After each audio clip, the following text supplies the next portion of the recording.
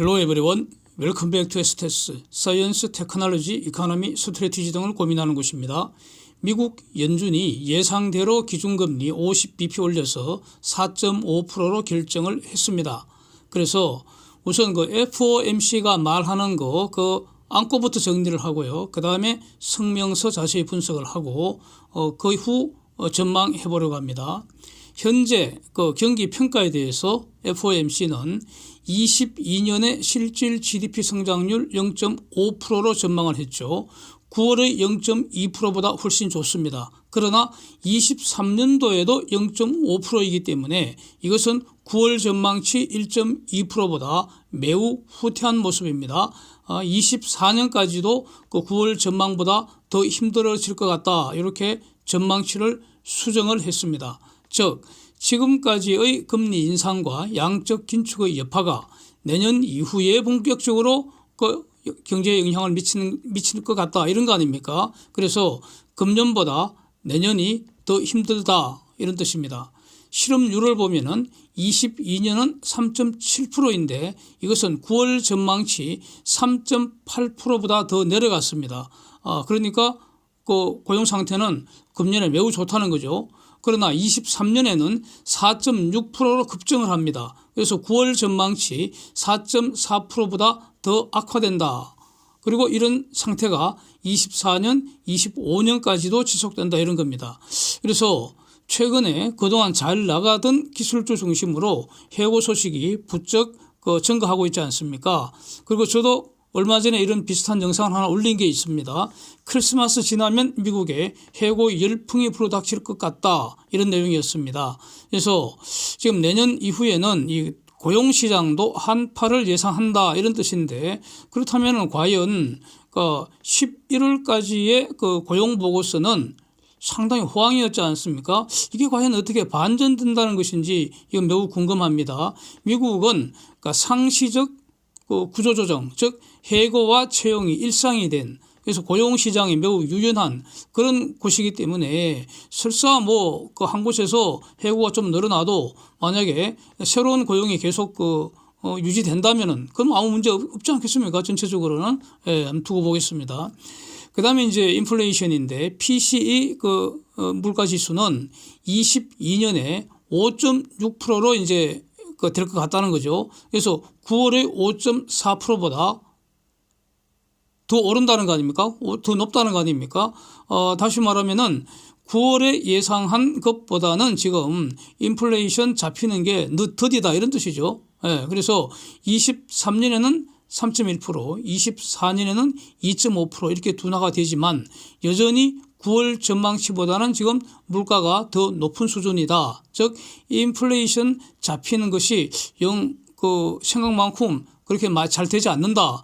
이런 뜻입니다. 저거는. 그래서 참고로 지금 10월 발표치는 PCE가 6%이지 않습니까? 이 말은 이제 5.6%까지 내려간다. 이렇게 이제 보면 되겠습니다. 그래서 다음 주에 11월 발표되고 금요일에 다음 주 11월 발표치가 다음 주 금요일이고요. 이제 12월 발표치는 다음 달에 또 나오니까 그래서 1월에 발표되는 그것이 5.6보다 내려간다면은 일단 성공한 것이죠. 그렇게 정리하겠습니다. 그래서 지금 페드의 기준금리 여기서 나오는 저거는 평균 개념 expected value라고 보면 되겠습니다. 기준금리는 22년에 4.4% 된다. 근데 요거는 이제 9월 예상하고 똑같지 않습니까? 그러니까 오늘 기준금리 50bp 올려서 상단치가 4.5%가 됐으니까 금년 기준금리 이거는 9월 전망이 그대로 실현되었다. 이런 뜻입니다. 그래서 23년은 어떠냐? 5.1%로 9월 전망 4.6%보다 올라갔죠. 그러니까 요 5.1%를 이번 금리 인상 시즌의 상단이다. 파이널 금리다. 이렇게 해석하면 될 것 같습니다. 물론 이제 그 다음 연준 보고서를 봐야 되는데 12월 요 전망치로는 기준금리 상단치는 5.1%다. 이렇게 정리하면 될 것 같습니다. 24년에는 4.1%가 되고 25년에는 3.1%가 된다는 것인데 문제는 이게 전부 다 9월 전망보다 높다는 겁니다. 올라가 있습니다. 그래서 이제 내년 2월에 다시 FOMC가 열리는데 지금 그 현재는 4.5%이기 때문에 5.1%라는 것은 기준금리 상단이 5.25%가 돼야 되지 않습니까? 그렇다면은 베이비 스텝을 3번 정도, 즉 25bp씩 3번 더 올리거나 또는 그러니까 50 빅스텝 50bp 한 번 올리고 25 한 번 더 올리고 이렇게 되면 2번 더 올리는 거죠. 이렇게 되면은 기준금리 상단이 5.25%까지 가는 거 아닙니까?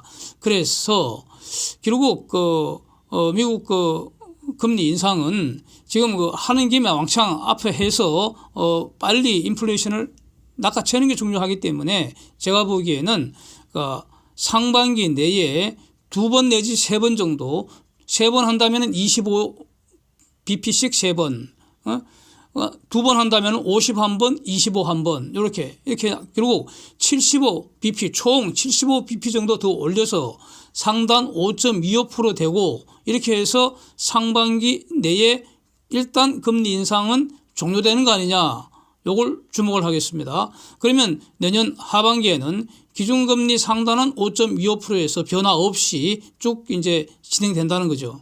예? 이런 걸 주목을 하겠습니다.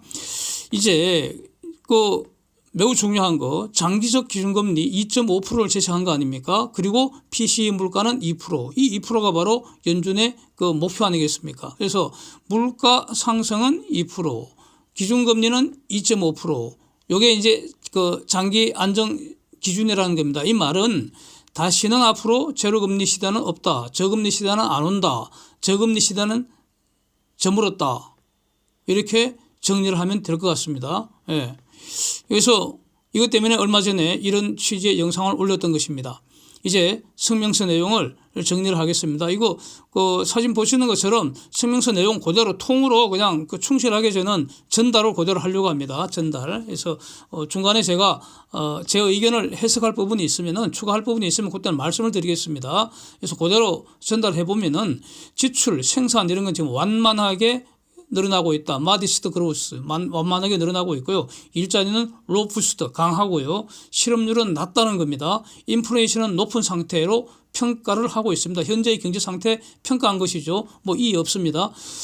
팬데믹과 그다음에 높은 식량 에너지, 식량 가격, 에너지 가격 이런 걸 다 관련해서 지금 수요 공급 불일치한 상태, 그러니까 물가 상승 압력이 광범위하게 나타나고 있고 이런 것 때문에 이제 인플레이션이 높게 유지되고 있다 이런 뜻이고요.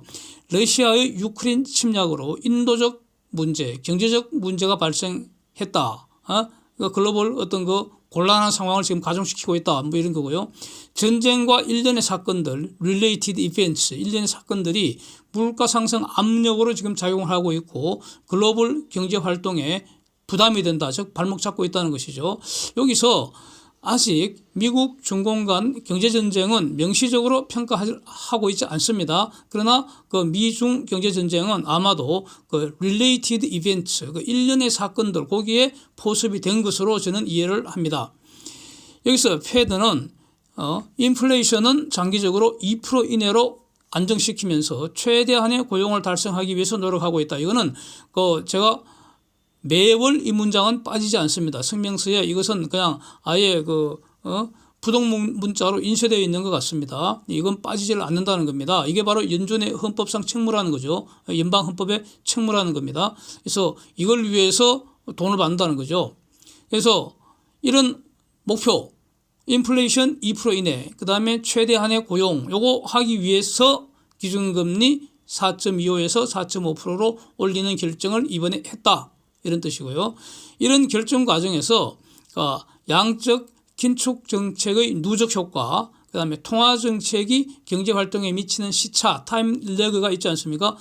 그다음 물가 수준, 경제 및 금융 상황 이런 거 전부 다 몽땅 고려했다는 뜻입니다. 자, 이에 더해서 항상 지금은 두 가지가 나옵니다. 하나는 기준금리 결정하고요. 그다음에는 QT, 퀀티티브 타이트닝 이 정책이 이제 발표가 되는데 요거는 QT는 올해 발표한 그 자산 축소 자산을 축소하는 그 플랜 계속하기로 했다 이렇게 발표했습니다. 그러니까 그 올해 발표한 게 뭡니까? 그러니까 매월 950억 불, 그중에 그 재무성 정권은 600억 불, 그다음에 MBS 정권은 350억 불 이렇게 합해서 매월 950억 불씩 요 본질은 빚을 갚는 겁니다. 예? 그는 빚을 갚기 위해서는 그러니까 연준이 갖고 있는 그 채권 만기가 돌아오는 것은 채무자가 빚을 갚아야 한다고요. 예? 달러를 갖다 주고 달러를 갖다 줘야 된다는 겁니다. 예, 빚 갚고 나면은 그 채권은 소각해 버리니까 즉 달러가 사라지는 겁니다. 유동성이 사라지는 것이죠. 이게 유동성 축소 조치입니다. 돈을 풀 때는 시중에서 채권을 사들여서 돈을 풀었는데 이제는 돈과 채권을 다시 바꾸어서 돈을 줄이는 겁니다. 근데 문제는 이게 언제 종료될지 아직 힌트가 없습니다. 그래서 제가 볼 때는 이게 23년 5월이나 돼야지 최초의 힌트가 나오지 않을까 저는 이렇게 기대를 하고 있습니다. 그래서 이제 위문에는 즉 연준은 인플레이션 2%로 돌리기 위해서 지금 엄청난 노력을 하고 있다 이렇게 말하면서 앞으로 발생하는 이건 똑같은 표현입니다. 앞으로 발생하는 모든 정보들 모니터링하고 평가해서 반영한다. 뭐 당연하겠죠. 그래서 이건 우리도 하는 거 아닙니까?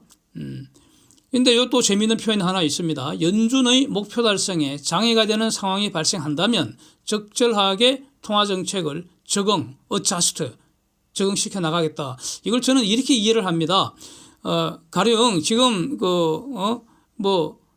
다이먼 회장 같은 사람, JP 모건의 다이먼 회장 같은 사람, 이런 사람은 내년에 엄청난 침체가 올 거다. 이렇게 계속 말을 하고 있지 않습니까? 그래서 내년에 정말로 대침체가 발생을 한다면 그러면 그걸 해소를 하기 위해서 적절하게 대응한다. 즉 금리 인상 스톱하고 필요하면 금리 인하도 할 수 있다. 이렇게 저는 이해가 됩니다. 예. 그래서 이제 여기서 보면은 모니터링 대상을 쭉 예시를 하고 있는데 한번 말씀드려보죠. 가령 퍼블릭 헬스 이런 것도 이제 주시하고 있다는 건데 퍼블릭 헬스 대표적인 게 뭐겠습니까? 가령 팬데믹 상황 아니겠습니까? 저는 그렇게 이해가 되고요. 그다음에 레이버 마켓 노동시장, 그다음에 인플레이션 압력들, 그다음에 인플레이션 익스펙테이션 기대 인플레이션 당연히 이건 고려해야겠죠. 그래서 그다음에 파이낸셜 및 인터내셔널 디벨롭먼트 하여튼 국제관계 모든 거 다 모니터링하고 있다. 당연한 거 아니겠습니까? 예. 그래서 이제 이러한 결과에 대해서 이 시장은 어떤 반응을 했는가 아주 요동을 쳤죠. 시장이. 다우가 280포인트 이상 오르다가 400포인트 이상 빠지다가 결국 다우는 마이너스 142포인트로 하락 마감을 했습니다. 나스닥이 마이너스 0.76%였는데 반도체 지수가 마이너스 1.57%, 즉 반도체의 종목이 하락을 주도했다 이런 뜻입니다. 바이오 지수는 0.58% 올랐고요. 테슬라가 급락세를 쭉 이어가고 있습니다. 예. 테슬라 저는 한 2달 전서부터 제가 팔아치워야 한다고 여러 번 말씀드린 적이 있습니다. 예, 지금 그렇고요. 마이크론도 비교적 크게 하락했습니다. 주가 그래프 보실 수 있습니다. 그다음 이제 국채 수익률이 궁금한데 단기채, 장기채 전부 하락했네요. 예, 채권 가격은 당연히 이제 상승한 상태입니다. 그래서 저는 여전히 장기채 같으면은 3.4%대 밑으로 그 선에서는 10년물 기준입니다. 팔아서 이익 실현하는 게 현명할 것이다. 그 밑으로 더 내려가기는 힘들지 않을까 싶습니다. 예. 그래서 지금 이렇게 시장이 요동을 쳤는데 도대체 다른 분들은 무엇을 보고 놀라고 또 무엇을 보고 기뻐하는지 참 궁금합니다. 11월에 인플레이션이 둔화되는 모습, 그건 분명히 기다리던 그런 모습이었는데 인플레가 잡힌 거 확실하게 확인하기 위해서는 저놈의 인플레가 완전히 포승줄에 완전히 결박이 되어서 질질 끌려와서 내 눈앞에 무릎 꿇고 있는 거를 눈으로 봐야 되겠다 이런 뜻인지 말이죠. 즉 인플레 확실히 잡힌 거를 확인을 해야겠다. 그런 뜻인 거 뭐 그런 의미도 있겠죠. 그러니까 아직 그런 거 아니니까 그런 점에서 이제 근심이 크다 이렇게 또 해석이 되고요. 그런데 또 한편 저 패드 그 전망한 거 보면은 패드 전망치 현재의 그 여파가 23년은 물론이고 24년 넘어서 25년까지도 간다는 거 아닙니까? 요즘은 그 근심을 좀 더 키울 것 같습니다. 그런데 어쨌든 간에 금리 인상은 이제 막바지 단계이고요. 막바지 단계. 인플레는 지금 잡히고 있다. 이렇게 보는 게 맞을 것 같습니다. 그래서 근심 없을 때가 없죠. 그 근심의 벽을 타고 오르는 게 이제 주가이기 때문에. 그래서 근심 떠날 날 없는데 결국 오를 주식은 오를 거 아니냐 이겁니다. 그래서 지금까지 모든 정보 다 종합해서 과연 팔아치울 것은 무엇이고 쓸어 담아야 할 건 무엇인지 요 취사 선택에 고민을 해야 할 시간일 뿐입니다. 그다음에 22년은 이 러시아 유크레인 전쟁이 하나의 큰 주제였잖아요. 그런데 이제 이것은 더 이상 어떤 관심거리가 아닐 것 같습니다. 저건 이제 설거지 국면인 것 같고요. 푸틴 설거지 당해야 될 것 같고요. 23년에는 이 미중 간의 패권 전쟁, 즉 구체적으로 반도체 전쟁, 요게 상당히 중요할 것 같아서요. 요게 이제 그래서 다음 영상에서는 제가 좀 준비한 게 있습니다. 일단 반도체 전쟁에 대해서 미국이 대대적인 선전포고를 했고요. 연합군 형성도 다 마감이 된 것 같습니다. 이 문제는 이제 중공이 어떻게 항전하느냐 이 문제인데 중공의 항전에 대해서 한번 정리를 하고요. 앞으로 전망하는 시간 이렇게 준비를 해보겠습니다. Thanks for watching. See you next time.